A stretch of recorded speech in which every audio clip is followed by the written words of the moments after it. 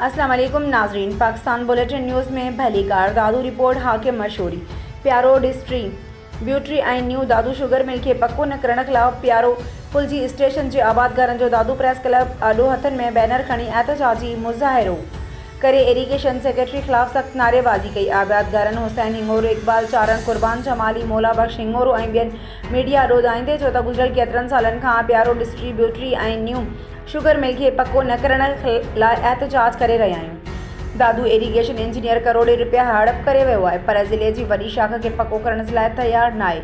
2019 में सदर पाकिस्तान आसिफ अली ज़रदारी उन वक़्त में सिंध हुकूमत खे लेटर लिखी हुकुम ॾिनो हुयो त फौरी तौर प्यारो डिस्ट्रीब्यूटरी खे पको कयो वञे। हिन महिल ताईं शाख पकी थी न सघी आहे, जंहिं सबबि प्यारो फुलजी रुकण पार शरीफ सीता विलायत समेत आसपास जे इलाक़नि में हज़ारे आबादगार सख़्त परेशान आहिनि।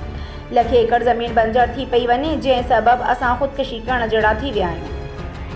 आबादगारनि खे करोड़े रुपयनि जो नुक़सान थी रहियो आहे, पर दादू इरीगेशन इंजीनियर संदसि अमलो ऐं सेक्रेटरी इरीगेशन लापरवाही जी इंतिहा करे छॾी आहे। मुज़ाहिरीन सदर पाकिस्तान आसिफ अली ज़रदारी, पीपल्स पार्टी जे चेयरमैन बिलावल भुट्टो ज़रदारी, सिंध जे वॾे वज़ीर चीफ सेक्रेटरी सिंध खां मुतालबो कयो त फौरी तौर सिंध जे वॾे वज़ीर प्यारो डिस्ट्रीब्यूटरी ऐं न्यू शुगर मिल शाख खे पको करे हज़ारे आबादगारनि खे ख़ुदकशी करण खां बचायो वञे। ॿी सूरत में असां आबादगार दादू इंडस हाईवेज़ ते एहतजाज